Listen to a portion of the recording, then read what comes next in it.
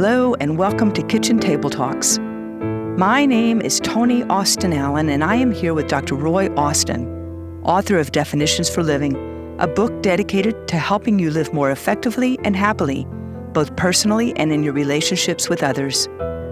A number of years ago, Dr. Austin compiled numerous articles which he had written to assist his clients into what is now his book, Definitions for Living, making sense of words and ideas that define our lives. Recently, he and I began sitting at our kitchen table and talking about his book, and we became excited about the possibility of sharing our conversations with others who might benefit from them. The podcast you are about to listen to are the product of the recordings we began making of our conversations. We have discussed the book chapter by chapter and have produced this series of podcasts to accompany the printed version of the book, which is now available as an ebook on various publishing websites. Although we believe you will benefit greatly from the podcasts themselves, you will get the most out of them by purchasing the book, reading each chapter prior to listening to the podcast, and having it available to follow along with our conversations. The ebook is available on Amazon Kindle, Barnes & Noble, Scribe, Booktopia, Apple Books, Layman's, and Adlibris. We hope you enjoy our talks at our kitchen table as much as we have, and that your life will be greatly enriched by having shared our conversations with us. Toni, I'm really looking forward to our conversations about the various chapters in my book, Definitions for Living. And I'm particularly glad that we're starting with this first little short chapter on understanding acceptance. When I was writing this article for my clients many years ago, it was so interesting that it did not take long at all to come up with a number of uses for the word accept or acceptance. And it just serves as a perfect example of what we're going to be talking about in the various chapters of the book on the importance of clear communication and defining for ourselves and helping other people understand what we mean by what we say. For instance, I came up very quickly with these 7 uses and applications, interpretations of one simple concept of acceptance. And so it serves as a good example of how important it is to understand yourself and helping your listener to understand what particular words mean in a particular setting. Now, some of them are very easy to understand and don't need a lot of interpretation, but some of them do. Would you just go over a few of them, if you would, for those who don't have the book in front of them? Sure. For instance, accept can mean something like receive. Would you accept this package for your neighbor? Or it can mean welcome. I feel very accepted in your home. Or it can mean acquiesce or concede, such as we're just going to have to accept the fact that it's over. So these are good examples of the ease with which we can understand what someone else is meaning because of the context of it. But then there are some others that are more complicated and they're open to interpretation and misinterpretation that we have to be really careful about. Well, I would think especially in relationships, because especially when you're expecting something or you get in the throes of a heated discussion or argument, you've got all kinds of past baggage and emotions flying around there too. And our English language is not really very good in clarifying what we mean just by using the word. That is so very true. And we have a lot of conversations going on inside our head, not only in what we are thinking about what we're talking about, but the other person who is the listener, they're going to have conversations and going on in their head about what we mean, about what we're saying, and also what they're thinking at the same time of how they're going to respond. And so even in a context of what we think is easy for someone to understand what we're talking about, we have to be really careful to understand they may be thinking a totally different meaning. And there are some examples here that I refer to.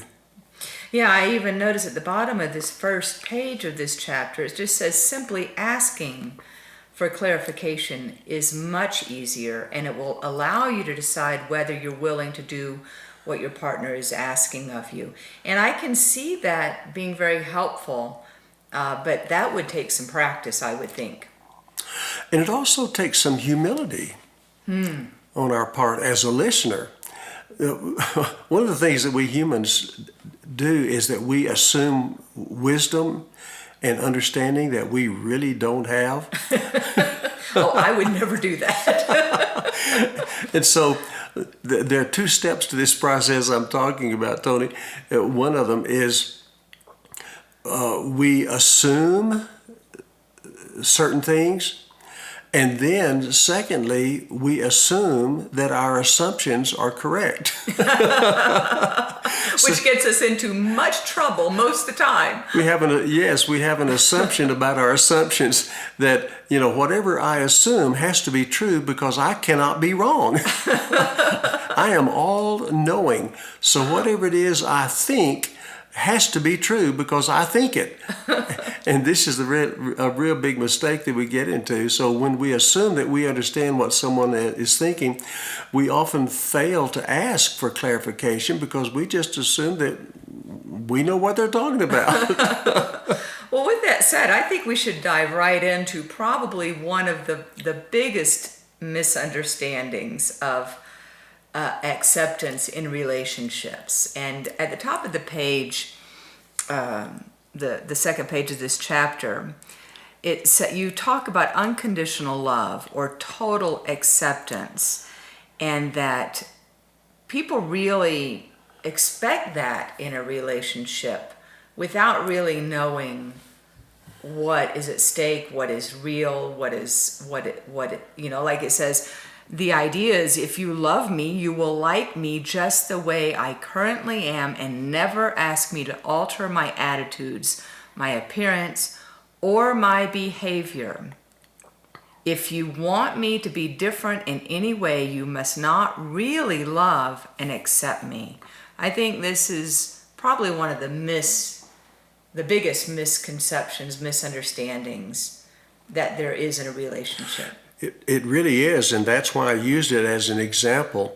The one I didn't read a little bit earlier was the definition or the usage of the word accept when it means to bear or endure, or a good word to use is tolerate, such as the one that you're referring to when someone says in any relationship, you must be willing to accept the bad with the good. Well, that has to do with this toleration thing. And this is where my following paragraph that you just read speaks to this issue. So many people believe that when you love someone, you are to tolerate the bad and enjoy the good. And so someone says to you, well, you're just going to have to accept me the way I am in order for me to believe that you love me. And this gets really, really problematic if someone just says, oh, yes, I will do that. I will accept you the way you are, and you accept me the way I am. And basically, that's where so many of our problems come from, because we equate that type of acceptance or tolerance of any behavior that comes our way as an indication or a test of how much we are loved by someone else. So if you accept me, then you take me the way I am, good and the bad, and don't expect me to change. And if someone agrees to that, they're stepping into a real minefield. But there is, however, it seems to me, there is a certain level of that whenever you have a relationship with anybody. Because we are humans, we do have frailties, we do have our own choices in how we live. And so where is the dividing line? That's where it gets crucial. When is it appropriate to ask for a change? And when is it appropriate to say, that's their stuff, and there has to be acceptance of certain human choices and frailties and flaws. We all have things, and what might be a flaw to one person or a frailty in one person might not be in another. Well, you've just partly answered your own question then. Very good. Because this type of acceptance, with the definition of tolerance or bearing or enduring, is indeed on a continuum of anything from total tolerance and endurance of any and everything the other person does, 100%, down to a very low tolerance of not being willing to tolerate much of anything the other person does. And it's a sliding scale type thing. It's on an individual basis. And every person is responsible for determining that for himself or herself, of what kinds of behaviors I am willing to tolerate and put up with in order to enjoy the benefits of the relationship, and what behaviors are intolerable. And that's an individual choice. You're exactly right.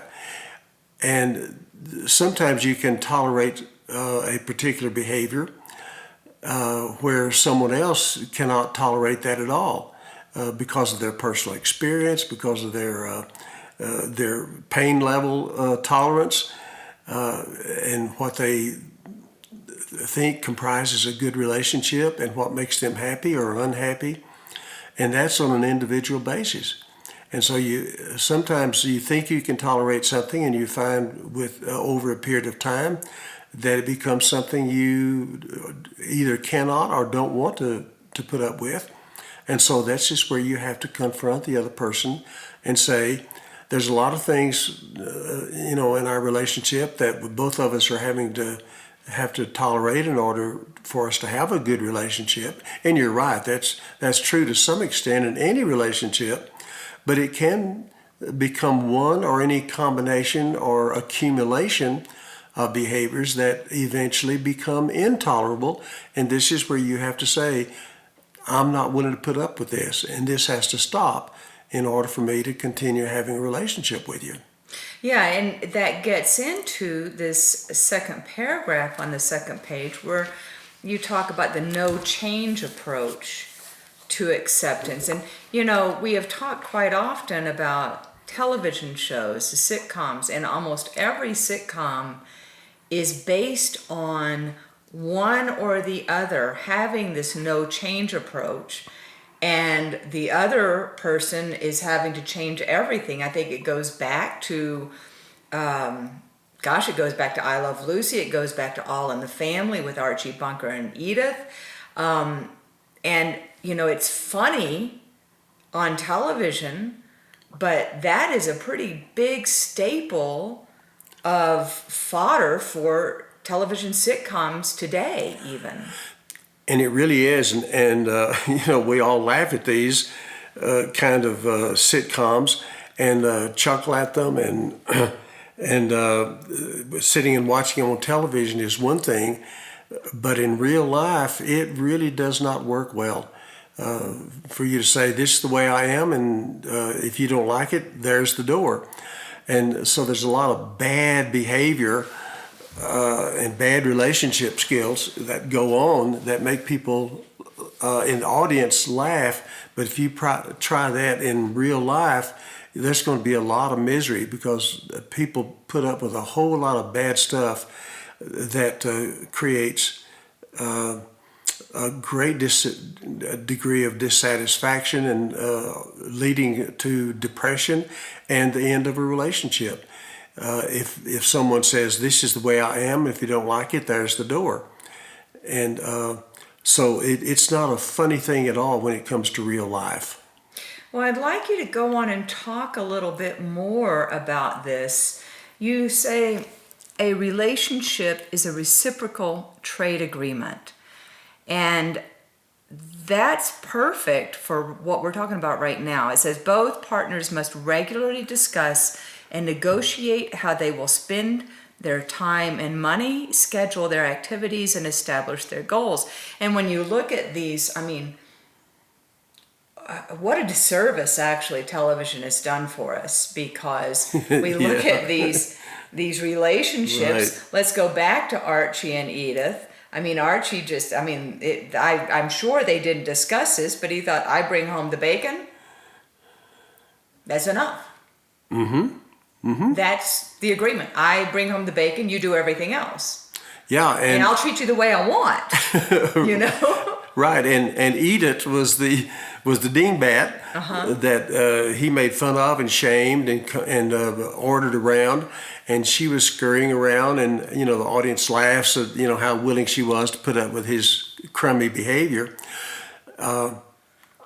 But you also notice that if you watch enough of them, that the writers were shrewd enough to include in their scripting different ways that she would get back at him and assert herself in subtle and sometimes not so subtle ways. And so there was that reciprocal trade agreement between them, that I provide the bacon and you do everything else for me. I'll sit here in my chair, and nobody else sits in my chair. And bring me a beer, bring me a cup of coffee or whatever. And she was his little servant scurrying around, and everybody else was too. And we all laugh at that, but you try that in real life, and it's just it's a recipe for misery. So in this reciprocal trade agreement, you really do have to have both partners. Can you talk about how, let's say you are in maybe an unequal relationship, or you are wanting to, as a couple, to start this new kind of communication, this new kind of negotiating. How could you talk more about that? Yes, sometimes it's important, particularly about real crucial issues for the couple, whether it's a business relationship or a friendship or a love relationship, for the two people to talk about their needs and their requirements openly up front, because they're crucial to even getting into a relationship. Like someone might say, I really would like to have a relationship with you. I'm interested in this, but there's one thing that I just have to tell you up front, that I am not willing to be in a relationship with anyone who does drugs. And if you bring drugs into this house, that will be the end of our relationship. And so it can be something that important that they have to put their foot down right up front. And then there are other things that you really don't know about or that you haven't thought about. You get into a relationship, and over a period of time, here again, it's a relationship is a living organism. It's always growing and changing and dying and being reborn and rebuilt and renegotiated. So sometimes you don't know to negotiate those things until you're well into the relationship. Sometimes it's 5 years, 10 years. You have to renegotiate and talk about it. Some things that were tolerable, and sometimes they get to the point where they're not tolerable. And so you have to ask for a change. But if the other person says, no, if you love me, you won't expect me to change in any way, or otherwise you don't love me, you take me the way I am. And that's when it becomes real problematic. And there's absolutely no growth with that. No, that's the beginning of the end of any kind of intimacy between two people. If someone says, this is the way I am, and they use it as a love test. You know, if you love me, you will take me the way I am. Now, there is a kind of unconditional love that we'll talk about in just a minute, but it's not about relationship love. It's the word that the Greeks used is the word agape, and that is that unconditional respect for the rights and the freedom of another person to live their life. In fact, I refer to it down here, if I may just read a little bit about yes. it. This is the unconditional love that a lot of people get confused with relational love.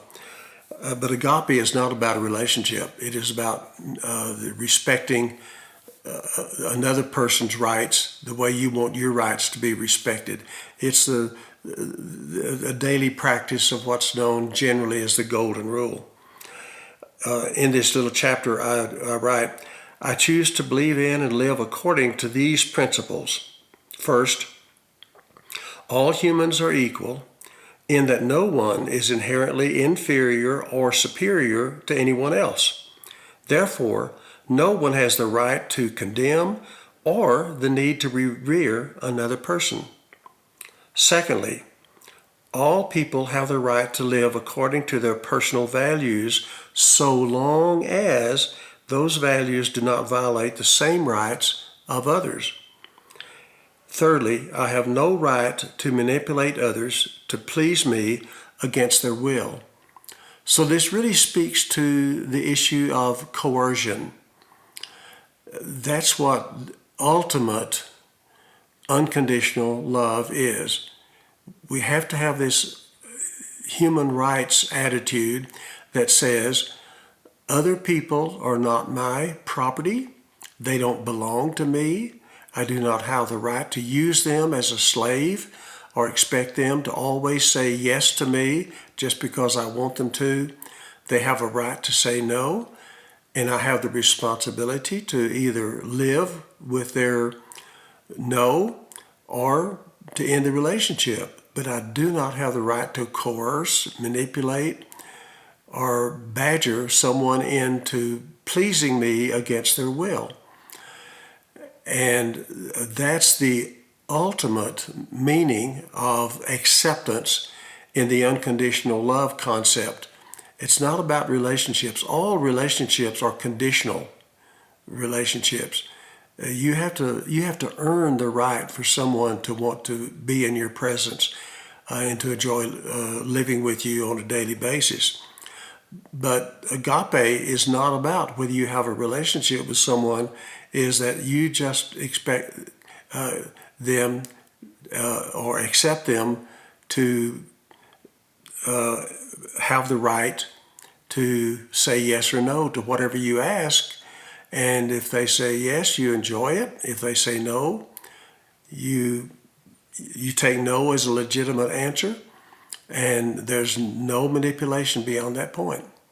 Well, we do see that in a lot of relationships where, either one person is trying to manipulate the other to change, or they outright ask them, listen, I need this to change. And then if that person says no, then the person who asked will still stay with them. But there's a lot of problems in relationships that happen after that. How do we accept no and live well in that relationship? Well, that's an excellent question, which really leads us to what we will ultimately be talking about in the very last chapter of this book. So the first chapter and the last chapter are connected by that question, because the last chapter in the book talks about understanding patience and tolerance. So here we're talking about tolerance again. And in the last chapter, I indicate that there are two ways to tolerate someone's behavior or a situation. And that is, you can tolerate it with resentment, or you can tolerate it without resentment. And too often people say, well, yes, I will accept this behavior, I will tolerate it, I will put up with it, but I'm going to hold a grudge against you if I do. So I will put up with it, but I'm going to make sure you pay for it. And I'm going to get back at you because I'm going to hold a resentment toward you. And that is not true acceptance. That is not true tolerance in a healthy way. So if a person chooses to tolerate behavior, they need to take responsibility for that decision and not make matters worse by punishing the other person with silence, punishment, bad attitudes, grumpiness, manipulative behavior. If they take no for an answer, it needs to stop there. And if they're not willing to tolerate without resentment, then they need to seriously consider ending the relationship and walking away from it. I'd like to go down to the last paragraph of this chapter because what you just said leads so well into it. I will then negotiate the relationship on the basis of those circumstances as they are, rather than as I think they should be. Acceptance at its best means that I will treat others the way I would like to be treated. And man, that's in a nutshell, really. It really is. If we'll stop just for a moment and imagine ourselves and how we want to be treated, because if we are responding in resentment when we get a no, that's not how I want to be treated. Exactly. That's that golden rule principle again. It's so very, very simple. So when someone says no to you, you have to be mature enough to say, okay, they have a right to say no. They're not my slave. They're not my property.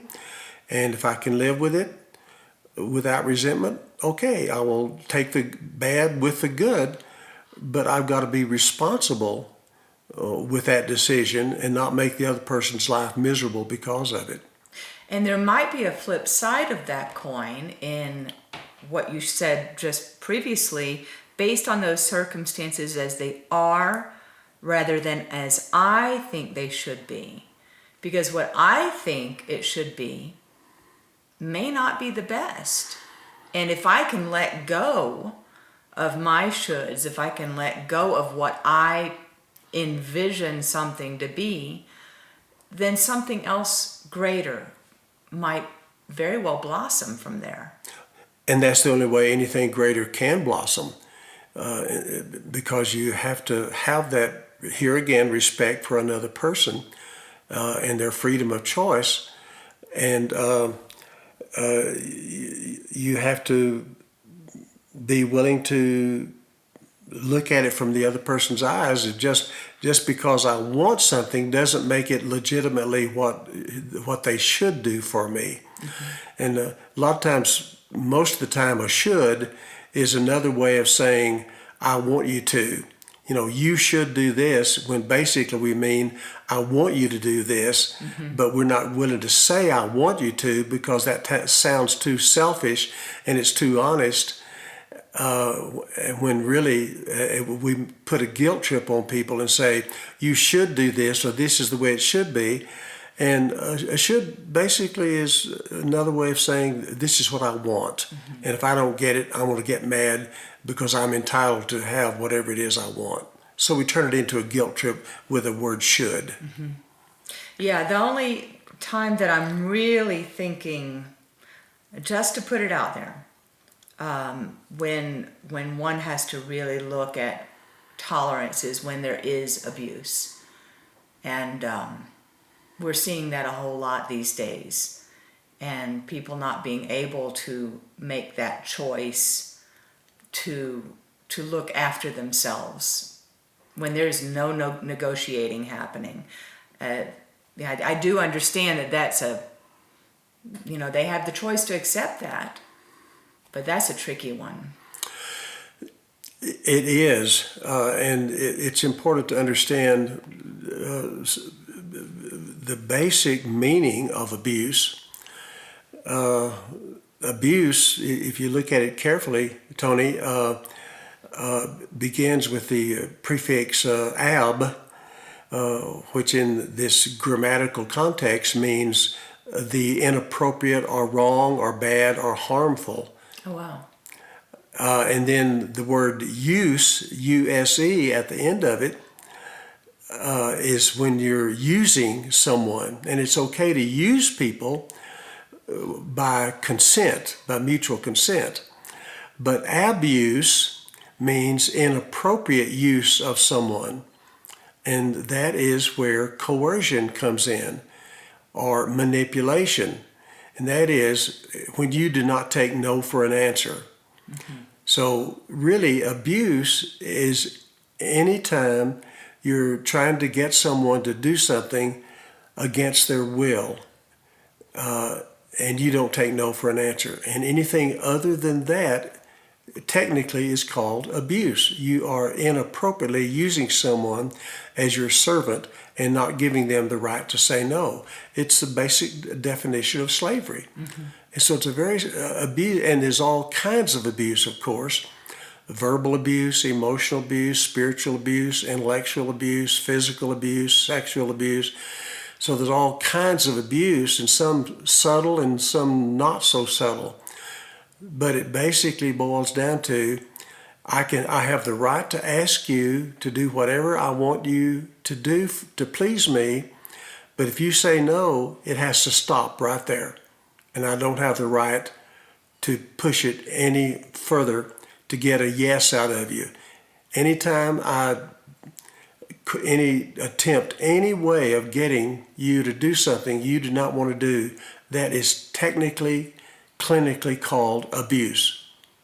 Under any other name, that's what it is, and it's wrong. Mm. Thank you. I just wanted to clarify that because we do have a lot of that, and there's no acceptance in any of that. Exactly. Yeah. Well, I'm looking very forward to the rest of these conversations. There is a lot here. And so I think we're going to be on quite a journey here. I'm really excited about it, and we'll move on to the next chapter on effective communication skills, and I look forward to that and the rest of the chapters in the book. Thank you so much for listening to our podcast.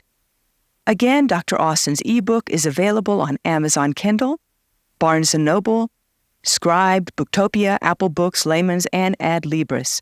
We look forward to having you join us for our next podcast.